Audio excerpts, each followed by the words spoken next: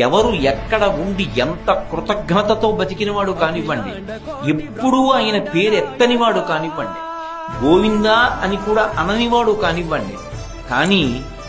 కష్టం వచ్చినప్పుడు ఒక్కసారి ఆయన్ని తలుచుకున్నాడు అనుకోండి, అంతే ఉత్తర క్షణంలో వచ్చి ఆదుకుంటాడు.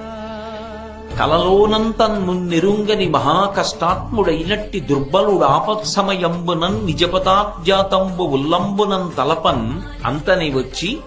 ఆర్తిహరుడై తన్నైన ఇచ్చును సునిశ్చల భక్తి భావములన్ భజించు వారికెడడే సంపద్విశేషోన్నతులు. కలలో కూడా ఎప్పుడూ వెంకటరమణుణ్ణి తలుచుకోనటువంటి వాడు, పరమ కృతజ్ఞుడైనటువంటి వాడు, ఆపత్కాలంలో ఏదైనా పెద్ద కష్టం వచ్చి మీద పడిపోయి తన దగ్గర ఉన్నటువంటి ఉపకరణముల చేత తన బుద్ధి చేత తాను తప్పించుకోవడం సాధ్యం కాదు అన్న విషయాన్ని బుద్ధి చేత రూఢం చేసుకుని అప్పుడు ఇక